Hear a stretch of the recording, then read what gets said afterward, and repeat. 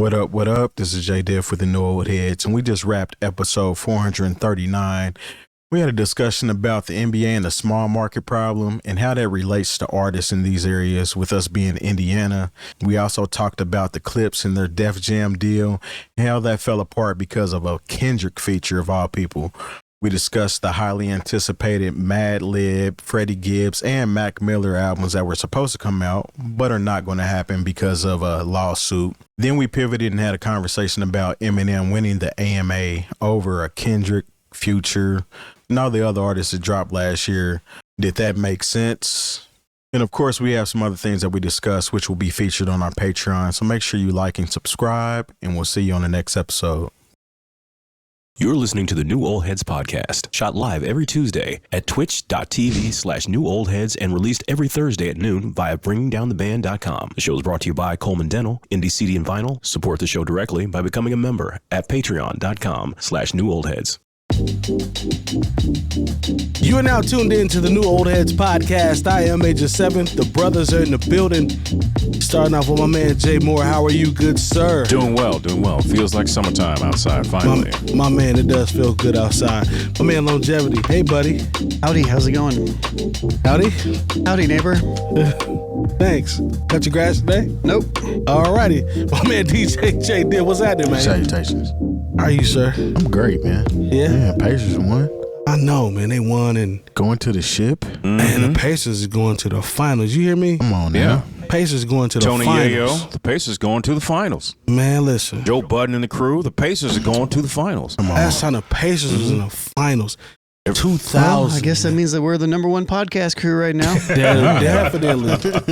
Definitely. You know. We are live and local and on set, on location, however you want to say it. Live from around the corner from where Rick Carlisle lives. If y'all want to say that, then that's where that's definitely where we are. You gonna catch him outside cutting the grass, y'all gonna start pointing at each other like Spider-Man. Like, hey, Let's go ahead and jump into this first topic.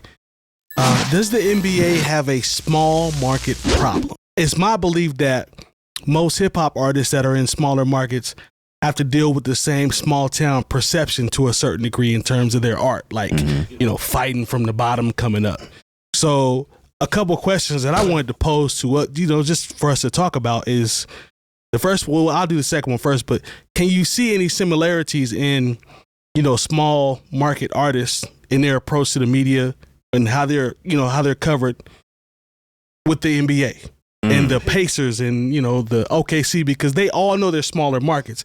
But I feel like there's a similarity there because when people say, oh yeah, I'm from Indianapolis, people initially are like, oh, that's where the corn is, right? They don't think about the music. They don't think about your content. They don't think about the history. Exactly. That's the same thing that's happening in these finals. But do you all see the similarities in terms of, the artists versus the teams in the finals? I think that's an incredible kind of thing to bring up, just because I've seen it firsthand when all of a sudden, Nelly comes out of St. Louis. Yeah. Once again, we talked about this in pre-show about how people from LA and New York, they see everything else as flyover country. Yeah. And St. Louis is definitely one of those markets. It didn't matter that there was the Cardinals are there. It doesn't matter that the Rams at the time had just won a Super Bowl were there. That part. It's like there's no reason for us to be in St. Louis other than to maybe get some money and go home. Yeah. Certainly not there to scout for talent, despite, because once again, the whole thing, there's only more than corn in Indiana. People thought if you came to St. Louis, you were literally going to be, see people riding horses. Yeah. The whole country grammar thing kind of played into that. But, there is this perception that anything that's not like the top 4 or 5 markets is just farmland, for people on the edges of the country, if you will. So it's like when someone says, about the whole thing, it's like, oh, the ratings and this, that, and the third, or the finals, because it's Oklahoma and Indianapolis. Like, you act like there's not a whole state. Yeah. Outside of the major city that is rooting for that team to win. And there's a lot of people there. And it's the same thing where, like, okay, Nelly coming from St. Louis, he had a whole state on his back. Yeah. And then it wound up being a whole region, as far as the Midwest was concerned. You know what's crazy? Nelly, if you look at some of his earlier interviews, he has that bravado, that swag with him about nobody. It's the us against everybody. You could look at some of his earlier joints. He's like, yeah, man, we coming out of St. Louis. Nobody thinks about us. They're not looking at us like that. So it's very similar in terms of, the approach. Just look at his earlier interviews. Yeah, but like he's got a chip on his shoulder in all those early interviews. Yeah, I mean, because honestly, there are people who wound up jumping on the Nelly bandwagon, Funkmaster Flex, who was talking crazy. Talk to him about everybody in those buildings in New York hated that Country Grammar record until all of a sudden it was everywhere, and he's like 2 million, then 3 million, then 5, and then 10, and then all of a sudden everybody's coming to St. Louis trying to get a piece of that magic. And it's going to be the same thing. All of a sudden, you're going to when the Pacers win, you're going to see all these jerseys in music videos, and people going to be, just like I remember all of a sudden you looked in hip hop videos and everybody on had a St. Louis Rams jersey on. That's fair. It's because people. It's just like anything else. When sometimes you need someone else to believe. Yeah. Before even people in the local market will believe. What you think? What you think, Jay? There was a point in time when Atlanta was a small market, and Big Boy and Andre had to let them know that the South got something to say. Point. And we see that the South had a 24-year run, pretty much, damn near, as far as being the top region for hip hop. Of dominance, though. And there was a point in time where nobody looked at the South. I mean, people in the Midwest, I feel like kind of always rock with the South, but it took everybody else to kind of catch on and, I'm saying, start to actually feel what they were saying. But I'm saying that is because Atlanta, of all places, was not considered a big market until that wave hit. And that wave was Outkast, of course, LaFace Records, JD with So Def. All of that kind of was bubbling at the same time, and it created a space for Atlanta to actually be one of the main markets for music, essentially. I mean, they were winning in sports here. I don't think they won an NBA championship, but the Braves are winning. The Braves are winning. That time in the 90s with Maddox and Justice. Yeah, they were winning, so people were looking at them for that. They don't even have an NFL championship either. Nope. But when it comes to Indiana, now is the time for a lot of artists to bubble, because eyes are on us at this point in time, and I feel like we have a lot of talent here that kind of goes unseen, kind of like the Pacers go unseen. So if this is a time for you to kind of put your best foot forward and push your product, even if it's been out for a while, you might want to kind of market that just because it's on the radar. People are going to see it just because it's in the algorithm, so to speak. Yeah. This is a good time to do that. This is a good time to take advantage of what the Pacers have done this season in order to capitalize for yourself. I mean, it's big for the whole city, honestly. No, it's real. That's real. Yeah. That's real. Yeah, I said it a couple of weeks ago when the Pacers were Eastern Conference Finals with New York. I was like, I made an Instagram post and I was like, if you're a creative in Indianapolis, like, you're not going to get another time like we have right now, like New York and then NBA Finals to create. People are going to be searching the hashtags. People are going to be searching Indiana. People are going to search in Indianapolis, Pacers, all that stuff that's with it. You're going to have more people come out. There's going to be more people interested in the city, more people interested in what is actually going on here. The people that are saying, I don't know where Indiana is on a map. Those people are going to be paying more attention. And it's important, I think, for us as creatives, everybody that is a creative in Indiana, to let people know that we do have stuff here. Yeah. And you made a very good point, Terry, about even if it's not necessarily new material, share your older stuff. Share the stuff that is good. Flood the market. Shouts to Oddity. I see him on TikTok doing this really well. He's an Indianapolis-based artist. I think he lives in Florida now. But like, he's sharing his music with like Pacers clips of them beating the shit out of the Knicks. You know, like that's what you need to be doing. Like you need to be out here like pushing it. Shouts to Double A and Diop, or the Diop Double A. Who did Man Dog and who did Zoom Baby? That was those three, right? Yeah. Y'all need to do more. Where y'all at? Y'all need to do more. And I love y'all. But like, they have a project called Zoom Baby. Like, True. It's based on that. You know, like we need to see that more, and we need to also see people that know of these arts and these creatives and stuff to also get amped behind them and push these things as well. Good point. It needs to be more than just the artists do. It needs to be the people, needs to be the culture around here. You know, this is how, like Terry said, you made a very good point. This is how you go from like an Atlanta before to an Atlanta afterwards. You know, like we have the talent here. We know we have the talent We here. have the infrastructure here, which is We crazy. have that as well too. Facts. We have one of the strongest core DJ communities in the country. Yes. Facts. Like I put Indianapolis DJs up against anybody. Absolutely. Facts. And like, this is like the only thing that we're missing is the same stuff that we're always missing on the show, which is a simple fact. It's not that we're not talking about stuff that's relevant. It's not that our points aren't great. It's just the simple fact that we are people that are in a small market. Yeah. And we all are small markets, and we have to capitalize on the fact that we're getting some shine right now. So yes, and that's always been a problem. That we've had tons of really talented people. Freddie Gibbs is from Indiana, but he's Chicago. Yeah. It doesn't It's feel Gary. like it doesn't feel like he's from Indiana. Yeah. Sports wise, it's always going to be Chicago sports up there. Yeah. I do. When we're talking about giving shout outs to artists here that are capitalizing on the buzz, I do want to shout out Jet Santiago. Yes. He dropped his freestyle during this Knicks Pacers series, which pretty much called out that Pacers are going to win it in 6. But there are a lot of Indianapolis talented Indianapolis artists. I wish I could sit here and name all of them right now, but like But at the end of the day, I just think that the approach is very similar when you compare the two, because the Pacers know that they're coming from Indianapolis, and they already know that they are a small market. Both of these teams know that. So I definitely think that. And the only other question that I had for you guys was, what type of music will be played by the NBA on these national broadcasts as we go into transitions or we go to that? Because it was New York hip hop heavy when New York was playing Indiana. We heard Busta, we heard Mobb Deep. But they had the advantage on that. Yeah, They did. They do. just keep I'm it not real. saying that they don't, but do you got like, what is the angle for these two? Because there's musical history here, but it might be more R&B. It might be more, That's fine.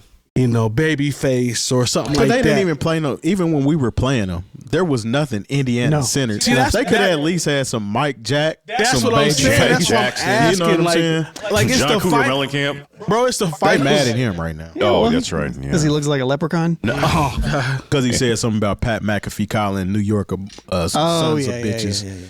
Look, this is no shot at Oklahoma City at all, because I know what it's like, but we are a much richer musical place than Oklahoma Or City. at least I know so. I don't know Culture- anything about culturally, Oklahoma City as far as their musical history. There are a few artists from that region. Like, what is this going to sound like during transitions in and out of breaks?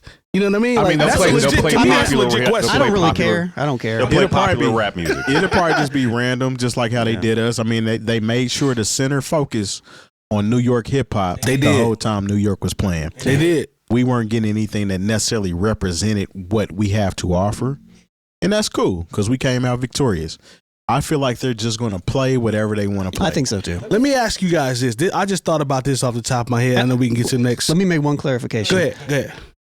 If there are dope Oklahoma artists, Yeah, share them with us. for sure. You know, I love Put 'em in the coming up- comments, Love yeah. coming up with them. I'm not trying to shade Oklahoma City. Yeah. Oklahoma City, They might- Oklahoma at all, or anything like that. Like, not about that. If there's that Oklahoma City hip hop podcast, hey, we'd love to link with you and have some friendly banter. absolutely. For sure. That would be, I think that would be good for the culture and, For sure. and good for just overall rivalries and No, whatnot. Yeah. absolutely. Yeah. Because you never know. This might Oklahoma City, Indiana might be the future of the NBA. That would think be a it's game. low-key. That would actually be a game changer from a podcast standpoint. Wouldn't it? If you had an Indiana podcast debating with an Oklahoma podcast, hip hop centered. Mhm. You know what I'm Yeah, saying? That would actually yeah. be kind of dope. I'm with People it. will be like, where'd they come from? Hey, Both of them. Both, We've been both- here. Watch. They've been around And they've since probably been there, too. 2015. Yeah. Like that part.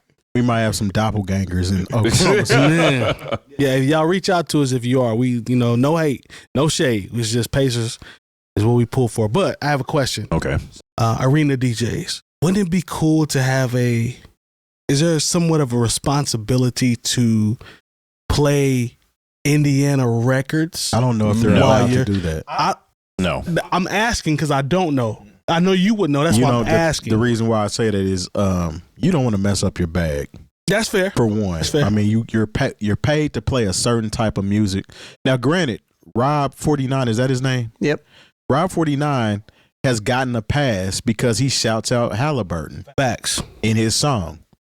And it's on the radio. It's a radio joint. Right. It is. I don't think that you can just play anything in these stadiums. Okay. I think that there has to be some kind of There's some guidelines. red tape or something that you got to get through in order to play these songs. I knew you would know. That's why I don't know. I'm just throwing do it out not any DJs here, and I know most of y'all that play Yeah. at These events. Game Bridge. there. Yeah, they're smart enough not to mess up that bag. Yeah. Stick to the script, huh? Yeah. I mean, they might be able to sneak something in, but I guess it also just depends on like what the criterion is. Okay. You know what I mean? Okay. You know, but I just thought about it. 'cause, you know, I know Evan plays in the concourse. Yeah. You know, so but BK's been playing up there too. Yes. So. Yeah, he's been playing up there. Of course, Alex has been playing. Yeah, he's Oh, been has he? holding Yeah, down he been for up your there show. for he That's the definitely. cool hand Cool Lex. hand Lex, yeah. Yeah, he He's definitely the been homie. up there. He be showing out for sure. He made Sports Center one night. Remember? Good for him. Yeah. Good for him. Well, he gave me shit because we made our Decademics promo video, Yeah. and Alex was an instructor for a while at Decademics, and there was a time where Keith Olbermann That's what I'm talking about. he was like, and whatever the DJ's doing, and he's doing this clip. So I put that clip up in the video. He's like, man, you got me. He's like, I was like, I'm sorry, man. He's like, nah. He's like, man, it's funny, but still. I was like, yeah, I'm sorry. Yeah. I just thought about it out loud, but no, I appreciate the education. But I on think that, at the same time, though, like with that being said, you know, and there's another thing here, you know, about how like Kevin Hart is our media ambassador. Ambassador, yeah. That's stupid. to me, that's stupid. Who thought that was a good idea? Well, I think it's not because of just Kevin Hart. He has a whole company that specializes in this thing. That's why he was able to get that. I've heard some other interesting things I'm sure you have. about Kevin Hart and stipulations around the Fever I All-Star believe you. game. I and believe you. stuff that can happen too.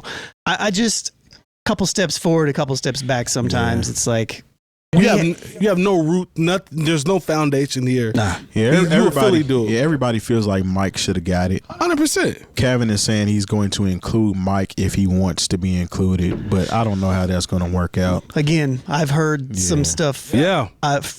From some rooms. And Yeah, there's always it's political. It's political. Yeah, it absolutely is. And you know why? When it comes to comedians, Mike Epps is a champion of the people to me. He is. Kevin Hart is a more recognizable feature overall. Like, and I'm not taking anything away from Mike Epps, but the type of movies that Kevin Hart does, and he's always in something. He's constantly. But that's how we stay on this current path. That's how we stay on the path of like Bingo. small market. You know, like we don't put the people up that deserve it in the city. You know what I mean? It's like, and he's making noise. I mean, he has a series on Netflix, which I think is going into the last season, but it's been running for years. And Mike is a recognizable figure. I mean, he was the ambassador for the All-Star game, I believe. The NBA All-Star game when it was I saw him here. on stage with Larry Bird. So keep that I don't money at know. home. Keep that money at home, man. Keep the money at home. Yeah, man. And he had the Buying Back the Block show too. Yeah. So it's not like he's not putting on for the city. Yeah. If anybody's putting on for the city, it's Mike. And I don't, and who, like, even if it's not Heart Media Productions or something else, like things exist here. Yeah. That You know part. what I mean? Like, That part. We I don't have know. an infrastructure. Once We again, do. like there are We people, do. you know, get involved with gang. What you know, they I mean, and I think they have some involvement with it. You know, but I'm just saying, like they have a track record at this point of doing some incredible things in the city on a large High scale. level. Yeah, High level. Halliburton was at Butter last year buying art. Yeah. So, I mean, yeah, I'm trying to like think if I should share the information that I know or not, No, because it's like Don't mess up our political. Yeah, career. don't mess up what we got it's some going on. bullshit. maybe it's like some, maybe after the show. yeah, it's some actual bullshit. Like, Yeah. so, but Keep I'll that- tell you. keep But that tuck right keep now. it home, and shouts to y'all that apply the pressure. Come on. Yeah, 100%. Keep doing it. All right, but let's pivot into some rap talk. Let's talk about some music. Shout out to Memphis. No more Clipse at Def Jam, and you can blame Kendrick Lamar for that. So Pusha T and No Malice, they recently had an interview with GQ. Is he going by No Malice still? I think he changed it back to just Malice. Is it just Malice now? I think I don't so. know. He want to be respectful, but yeah, I'm not sure. I thought it was still No Malice. I could be wrong, but either way, they were with GQ. They were explaining how Def Jam and their parent company UMG sought to axe a Kendrick Lamar feature for the Clipse new album.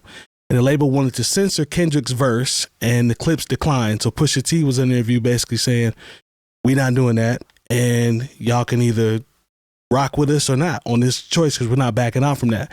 Eventually, the album, which is going to be called Let God Sort 'Em Out, is going to be July 11th. It's going to be released on Rock Nation. So they left Def Jam. And then the way I understood it, Pusha T was also released as a solo artist. Wow. So everything went to Rock Nation at this point. I think this is dope. I like them staying on business, and I also like the Clipse coming back together as one because it's been a while since they put a project out. So I'm really excited to hear about that. They dropped a dope record. We're gonna talk about that as well. But how does this decision make Def Jam look? Well, how do you guys feel about this? Well, they're thinking more about perception, lawsuits, and Drake. Yeah, you're thinking about that other than just culture. Because it sounds like it's like we don't want to be in the news any more than we need to be. This is one of Drake's previous enemies, per se. So maybe they thought about that as well. But What about Pusha T though? Yeah, that's what I'm. You're That's what I'm willing to talking sever about. that entire relationship. That's what I'm talking about. Because Based on one verse that Kendrick gave them, and if anything, this is if I'm running Def Jam, I want to get in on the Kendrick Lamar business too. Like, why are you threatening to censor and anything that's got Kendrick's name or voice on it at this point is up for discussion. For me, they look stupid to sever ties with such an established group. I can see if you got somebody you like, we don't really need y'all. But the Clipse, I think there's anticipation about this record. I think people are looking forward to it. And a Kendrick feature would do wonders to me. So why would you sever all of your ties with the Clipse off the fact of trying to censor a verse? To me, that's stupid. I mean, that's hustling backwards unless to me. Kendrick was really talking. Yeah, I want to know spicy. what he was talking about at this point. Because to me, they look bad in this. And Pusha T and Kendrick have worked together, on more than once, I believe. They don't miss. Yeah. So their relationship and their ability to create great records. Yeah. There's a track record of that. So I just think there are bean counters and weirdos at the top of Def Jam right now who don't care anything about culture and don't care anything about Pusha T or Kendrick's artistry. They're just thinking about people's feelings and lawsuits or whatever. I don't really get this move. I think it's if you're in the business of trying to sell records, and you say we're going to sever ties over one verse by Kendrick, on a Clipse reunion record, I don't see where from a business standpoint where that makes any sense, and from a cultural standpoint, it's just as bad of a move. Well, unless they're trying to pick up Drake, unless Drake's name is in those boardrooms, and this was a way for them to alleviate both the Clipse and not have a Kendrick verse out there trying to draw him over. That could be a possibility. Pusha T. I didn't think about that. And Drake have had their situation before, and he's been on Def Jam. Only situation going on, you don't know. I'm just kind of speculating. That's the only reason I can see from a business point that they would decline even putting out this album, which was finished because it had a Kendrick verse on it. You have somebody who already had a back and forth with Drake, that being Pusha T. Yep. We see how that went. And then you have them both on the same record, which is going to net sales and it's going to put eyes on the Clipse who are under the Def Jam umbrella. Facts. So to me, that's the only thing that kind of makes sense to me if they were doing something like that, trying to draw him in. But there's also people that work at these record labels who have no idea of what they're doing. Def Jam isn't the same record label as it was back in the 80s Not like and Russell 90s. and Leor or even Kevin Lyles are up there. They're not there. So, they had Jay-Z on the record label at the time he was a president. But was he working there when the Blueprint came out? No. Or was that afterward? That was afterwards. Like the first album he put out after his presidency of Def Jam was Kingdom Come. Okay. Never mind that then. But that's the only reason I can fathom them doing that. But think about it, like when we talk about Def Jam in 2025, who's on Def Jam? Right. I don't know. It's not the same. It's It not the used to same be, label. we knew it was Redman, it was Method Man, it was Ja Rule, it was this one, it was that one. Even on when you're talking about the R&B, okay, you knew it was Cisco and Montel Jordan. Like there was a clear vision that Def Jam had, not only as far as a hit making record label, but a record label that was culturally relevant. You know, now I don't know who's on Def Jam. Maybe Logic. I don't know. Is Logic on Def Jam still? I think that was somebody. No but idea. like the branding of what Def Jam was, we have no anybody younger than say 25, maybe even 30, has no idea the branding of what it was to be on Def Jam. Yeah, I didn't even know the Clipse were on Def Jam. Me neither. Honestly. Nor did I. Last artist I knew was on Def Jam that left because situation wasn't going like he wanted it to was Big Crit. Okay. So here we go. LL Cool J, Justin Bieber, DJ Khaled, Pusha T, Big Sean, YG, Jadakiss, Jeremiah, Wale, Fabulous, Janae Aiko, Coco Jones, Fabulous again, Janae Aiko again. I don't know why. It's AI. AI is confused. Again? Emerging artists, Jello Ball, Davies. Oh, that's right. That's the last time we talked about Friday, Def Jam. Benny the Butcher, Trinidad Cardona, Fredo Bang, Armani White. All right, but once again, 2 Chainz. You know, like if they made Def Jam Fight for New York Part 2, I wouldn't care about playing with none of these characters. Maybe LL Cool J. He's a big dude. Well, yeah. I feel like it's all capitalism. Hadn't brought that up in a while. Not since Actually, last might be week. right though. I mean, what are the reasons that I mean, it's just pressure. Like Yeah. from that Terry said, it would just some be pressure. shareholder. Yeah, it's pressure to not want to spend more money in a lawsuit or afraid of that. And again, they don't care about anything but the bottom line. No. Even if Gotta get that if money. you're a music label, it's not about culture. It's about money. At the end of the day, that's facts. So. Care less about your culture.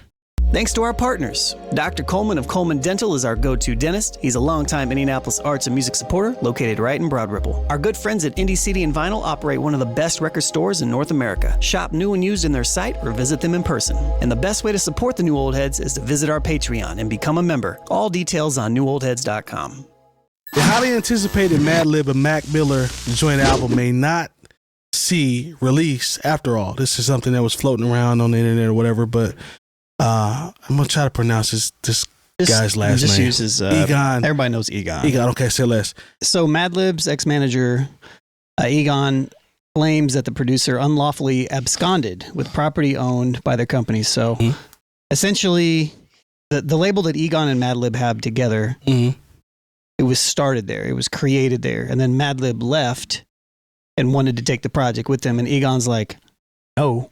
We started this here. It's Gotcha. like, it's us together. Yeah. And he's also been in the news recently, Egon, because of the MF Doom journals or whatever. I don't know if we talked about that on the show, but I don't think so. He was in control of them and the family wanted them back, but technically it was like legally he had them. And so there's this weird ethical type thing going on, but I don't remember what happened with that. Somebody's going to have to tell me, and in the comments, but yeah, I think it's interesting. What do you think about Long? What do you think? How does this make? I guess the lawsuit for him sounds like, based off what we've described and what we talked about, I mean, he has a point. Like, I don't know if this is something we could actually say that makes him look bad, because if it was initiated here and then you take it there, sounds like he has a good point. Yeah, I mean, legally, specifically, I don't know the actual, the relationship and how that has changed throughout time. There's more about this, though. There was more about this. So let me just read what it says here, because the countersuit filed by the producer's former manager, Egon, claims that he produced the joint album for Madison's show, the record label established by Egon and Madlib. However, Madlib supposedly unlawfully absconded with Madison Show's property to wit and established a new company. The new Madlib Invasion label promised in quotes to release the joint album and Montana, which is what you just read. Both records are obligated to deliver to Sony Music. Egon further alleges that Madlib is refusing to cooperate to drop records and has been releasing projects produced by Egon for Madison Show. He also claims that Madlib released one of Miller's Madison Show masters for Talib Kweli's Liberation 2, as well as released one of the Liberation 2 masters produced by Egon for the Black Star album No Fear of Time. In November of 2024, Madlib sued Egon for mismanagement of his record store and their new joint venture. He accused the exec of engaging in rank dealing concerning information from and repeatedly breaching his duties to Madlib, as well as persistent and pervasive mismanagement and abuse of his role within the two entities and the producer's professional and music business affairs. So this seems like this is a countersuit to the original suit that Madlib put out there. Yeah, that's a lot there. That's a lot. Yeah, it's a little bit deeper than I thought. So in other words, whenever this finally gets settled, we'll get the music. maybe. Yeah. Yeah, Because to me, and that was another question that I had in there is, the possibility or potential of the importance of, first of all, a Madlib and Mac Miller record. To me, that is impactful. Knowing that it was, like I said earlier, it was recorded properly. And then Freddie Gibbs, based off their track record, these are two records that I feel I would deem need to be heard. So none of the artists involved in this have any ownership on this either. It's only owned by Madlib and the Egon dude. Based upon what it says here, it says that the album was executive produced and the ownership in general of the project, because it is a Madlib project. I'm guessing that's the case. Sounds like Gibbs wouldn't be able to say anything in this regard because of the legalities between those two. So I guess he'd have to sit and wait as well. It seems like the one thing that's holding it up is the fact that at least part ownership is from this Madison show. Yeah. So no getting around that, I guess. Man, that sounds like, in my mind, that sounds like two dope records. Yeah. That sounds like two incredible records. At least one. At least the Freddie Gibbs Montana. To me, that's already a no-brainer to me. Like, that's a no-brainer. I mean, I love Mac Miller and Madlib and them together would be great. I'm just curious what that sounds like. Yeah. What Freddie and them gonna do. So. Yeah, they've never missed. I go on record saying that. People have their opinions. That's cool, but they've never missed to me. This sucks, man. Especially when you get the back and forth involved and dope music is being held back or withheld. I always hate this situation. Yeah. Well, paperwork. It's really a situation to where it gets to be almost a he said, she said, or he said. I don't want anybody to feel no type of way. Thank you. And we've seen this so many other times before. When people are trying to work together or they have a relationship, there's somebody who has a hold of one piece of paper that says, hey, I own this percentage of this, or I own this, and I can't do. I just remember, I'll never forget, like, this is some real rap nerd type stuff, is Snoop, after he had left Death Row, had done a song with Dr. Dre when he had Aftermath called Zoom. And Suge or whoever was holding on to Snoop's rights at that time was like, absolutely not. You can't work with Dr. Dre.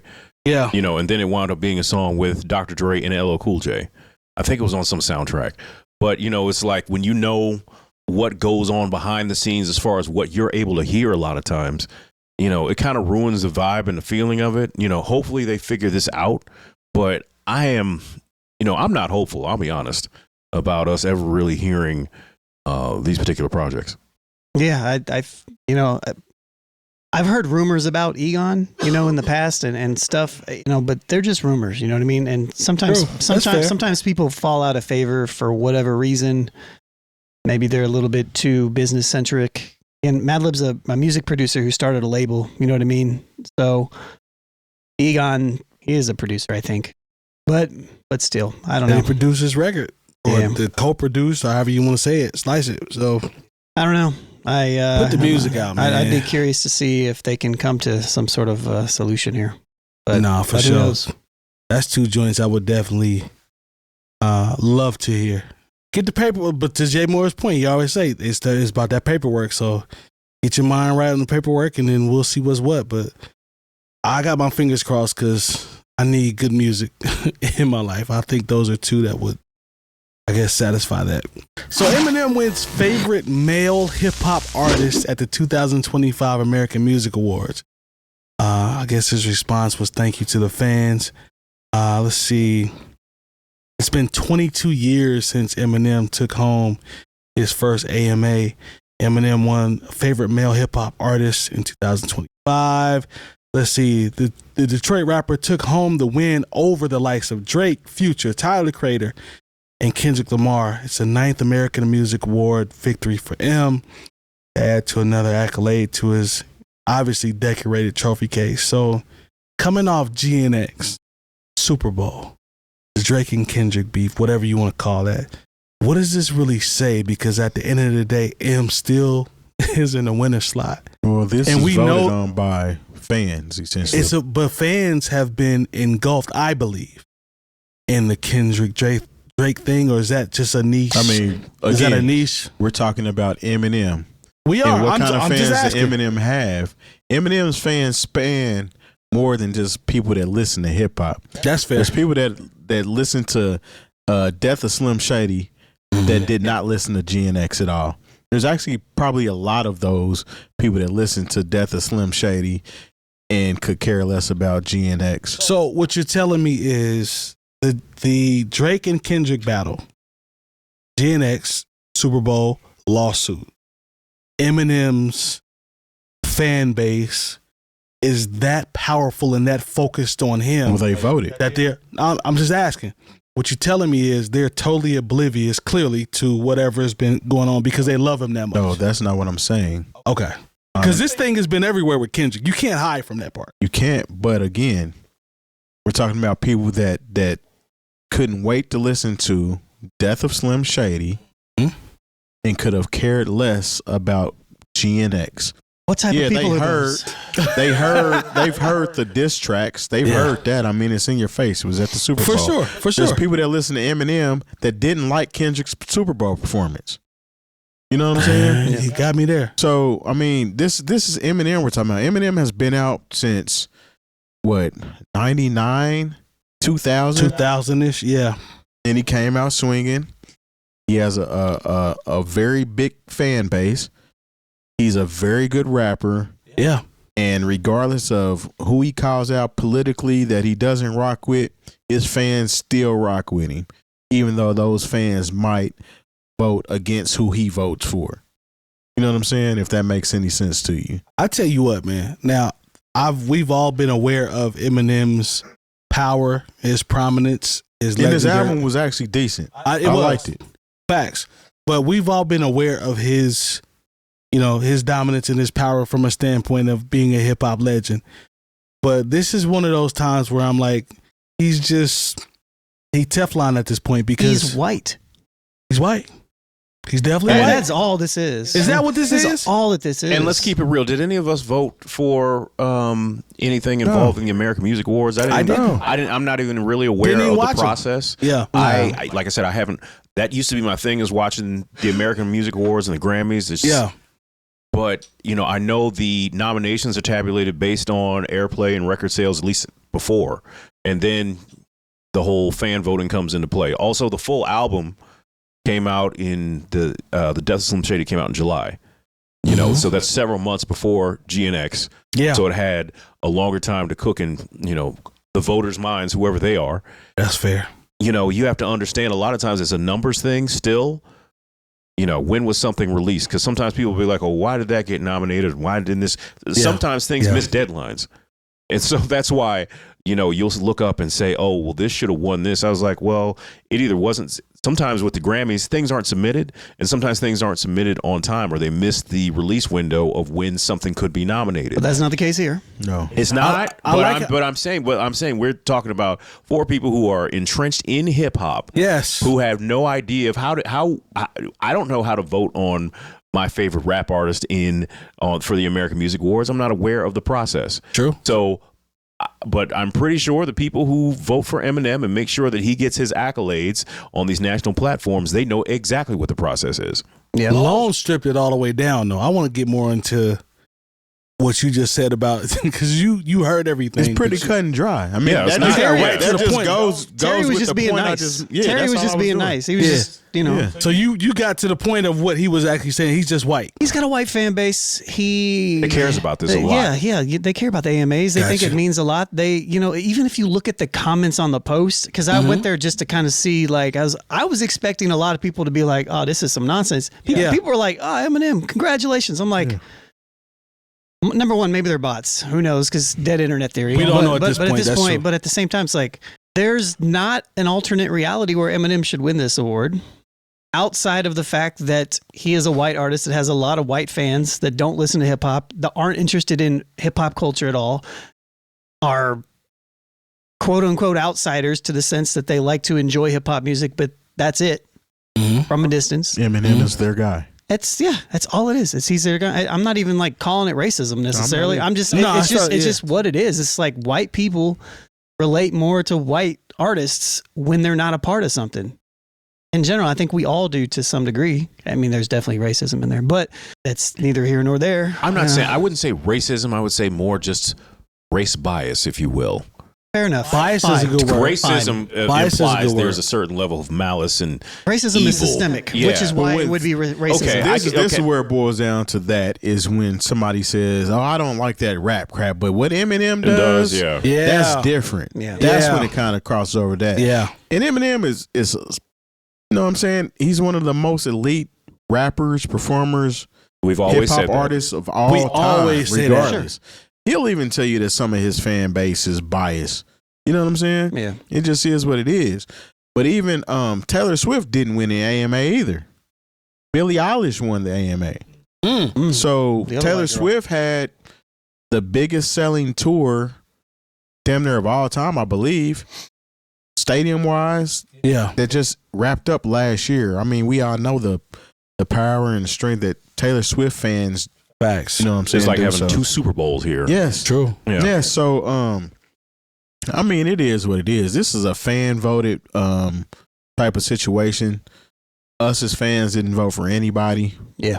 It's I'm not just- mad at it. Like, I'm I not don't either. I don't even care. Like, yeah, it to be doesn't. honest, This doesn't bother me at all. I mean, but it is kind of telling, and it is. It's very telling. It's a reminder of where we are in the United States of America. In my opinion, it's just a further reminder of like Kendrick Lamar can be the biggest hip hop artist, dominate an entire year, and every facet of media, hip hop, everything, Super Bowl, all these things. And white people will still say you're not good. You're not good enough. because you know what? They looked at that ballot and That's real. the name that they recognize. Oh, Eminem's It's on here. Eminem. I'm Yep. voting for him. Yep. Yeah. What do you call that? Yeah. Race bias, but sure, but Yeah. But yeah. which it the is, but- systemic. You're right, because racism is about Dang, Lo. about systems. Yeah. You know, Yeah. and so that system that picks the winners for this. So yes, you can say there's a level of racism there. it's allowed. So because sometimes when we throw out when people hear the word racism, they're like, "Oh, I've never burned a cross on anybody's lawn." They think that's what racism Right. is. There you go. You know, There you go. instead of actually looking at the systems that determine certain outcomes. Man, what it is. So on full display. But then again, like like I said, I just don't pay attention to the American Music Awards like I used to. I was like, I don't know how Taylor Swift would even care, because it's like, okay, maybe my friends didn't vote, but they did buy tickets. yeah, like She and did you make could- a statement about it as well too. Yeah, and you could say the same thing for Kendrick, because I'm seeing these YouTube videos of the tour he's on right now, Man. and he's not playing theaters, he's not playing basketball arenas, Stadiums. He's playing baseball stadiums. I was Yeah. like, my God. yeah, And You know. Macklemore's album beat out Good Kid, Mad City for her album of the year. it did. yeah. But the problem with that is like the voters and the vote. Now, It's- mind you, as hard as we've been on the Grammys the entire time we've been doing this show, they have at least addressed things that may have led to that being a thing that happened. Right. And Where then they they've changed. overcompensated for it too. Yeah, perhaps, but maybe they've overcompensated in some people's eyes, but I'm like, oh no, they're actually compensating for where they've been deficient. And so, because of course anybody who sees Beyonce win Country Album of the Year, who, when she's not nominated for one CMA, they think it's an overreach. But at the same time, it's a different group of people who vote for the Grammy country category. And so like, maybe they just don't get it. Yeah. Popularity contest at the end of the day. Eminem wins again, bro. But at the same Popularity. time, he's popular what they say, never let a statue tell you how nice you are. for sure. Yeah, Hey. because even GNX wasn't my favorite from last year. It was Tyler's. So Yeah. there's that. Those are the two that I still listen to. And Vince Staples was really good too. That one, yep. So I'll take that too, yep. But nah, man, Eminem, I guess. Congratulations. Yeah, you win again, sir. Your fan base is loyal, consistent, And they understand And the they've systems that 100%. get you the awards. And they've held you down since the early 2000s. Can't be mad at it, honestly. No, I'm not mad Since at that. TRL days, and they will continue to do so forever and a day. It's not going to stop until he stops rapping. Yeah. Eminem will be 53 putting a record out, and it's going to sell. If he decides to go on tour when he's 65, It's going to sell out. going to sell. He's one of those artists where, I used to always think about what's this rapper going to look like at 45 or 50 when I was younger. And I say, how's that going to look?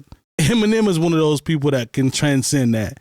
He can be old and still go out and do Lose Yourself, and people are going to be going crazy. He's one of those people that I believe that. Now, KRS pop out, he's older, but it's going to be in a smaller situation. Yeah, but Kane, all these types of guys. But Eminem, he might be able to do certain level of venues and people still pop out. He might be the anomaly. I mean, bro. but we're still talking about Wu-Tang doing their tour. Yeah, We're but still, that's like 12 people. okay, then we're still talking about, as a group, the fact that Public Enemy with Flavor Flav, who'd have thought that we'd be looking at Flavor Flav in 2025 still jumping around on stage with the clock on? I mean, that was a joke in the movie CB4 about like the rapper old folks home, and I tell you what. so now it's like, there used to be jokes. Everybody had oh man, what are these rappers going to do when they get old? You know what they're going to do? They're still going to be on tour. They're still going to be touring. They're getting getting money. that bag. But what I'm saying is Eminem, his is going to be different when he gets Chuck D's age. That's all I'm saying. Remember, I mean, but Eminem is old. He old, but he ain't old as Chuck D. He's in his 60s. But also, Yeah. because he started in the 80s. So, like, Exactly. he So had a when- 12 year Bro, head start. when Eminem is 57, he probably will be able to do a stadium, bro. Hey, That's what but I'm saying. At the same time, Drake can do a stadium right now. There it is. But But again, we just had the conversation. He's not a rapper. Yeah. But, But his Eminem, I don't influence- think will be wanting to do it because he's made so much money. He ain't got to he ain't got a rap to eat. He don't have to. He doesn't have to. But That's Chuck fair. probably doesn't either. But because there's a different. Yeah. Chuck doesn't live a crazy lifestyle. He'll tell you that. That's Yeah, I true. don't think a lot of these artists that don't go have on to. legacy tours have to necessarily do it. I think they still have a genuine love for it. Yeah. I think so too. But I'm not mad at that. And this is another conversation. But I remember, Jada and Jadakiss and Fat Joe have a podcast now, Mhm. and they were talking about like, hey, we got to get out there. We got bills to pay. Kids in college. Now, mind you, Fat Joe started talking about, Louis Vuitton ain't cheap. I was like, dog, you don't have to buy Louis Vuitton. You don't. I understand you having to make sure you pay your lawyer and accountant and all that and make sure your kids get through school, but you trying to make it seem like it's something else. But that's fine. But, a lot of these artists, there's a whole conversation about Drake was like, look, he tours because he has to. He's got a lifestyle to maintain. Yeah, when That's you build a crib that big, that's a damn compound. That costs. And so there are rappers who, and plus a lot of times we get deep with this maybe another time about the record labels deals and sponsorship and touring deals that they sign. They got to get out there. Facts. It's not an option. Like, this is really the only money they have coming in. It damn sure ain't off record sales unless Exactly. you're Eminem. He moving units. Yeah, Eminem checks all the boxes. He's one of those 100%. guys He's that checks Teflon. off all the boxes that it doesn't matter if he drops an album this year, next year, 10 years from now. Doesn't matter. It's going to do what it's supposed to do. He's Teflon at this point. Well, yeah, because he's This got a just shows core. that he's Teflon. Because he's one of those artists where even if you say you don't like Eminem or you're critical of Eminem, which we have been over the course of this podcast, but we got to listen just so we can hate properly if we're going to do that. Hey, we also give him his P. And Exactly. I liked his last album. Exactly. Yeah, we like give him his you know, P's. but like I said, I'm not going to just be one of those, because there's some critics that'll just be like, oh, Eminem doesn't do this, he doesn't do that. I'm not going to do that unless I have listened to the project thoroughly over and over, and then I can point out the things I like and the things I don't. It's the same thing with Jay-Z. Yeah. To a certain extent, there are people who profess themselves not to be fans of Jay-Z There's a lot of people and like listen to his albums just so they can tear Can't it wait. apart. Yeah, 100%. Yeah. Yep. Shout out to Marshall. Shout out to Mathers. him, man. Shout out to Marshall, man. Yeah. We ain't mad at you, Marshall. Shout out to Dick Clark and the American Music Awards. God bless the 100%. dead. You know, Yeah. that was his creation. So it is a thing. We ain't mad at you, Marshall. Hey, get your awards, brother. You a legend. Whole legend. Facts. But it is what it is. 100%. Because at the end of the day, the day comes to an end. Yeah, that part. All right. Alrighty then. I think we can stop. NewOldHeads.com for all the education that you'll need this year. If you see it, like it, subscribe, hit any bell for notifications, 5-star ratings on anything that you see. And also remember to check out our Patreon site where you can get full unedited episodes. That's where all the good content and all the heat is. We appreciate the support, and we'll see y'all next week.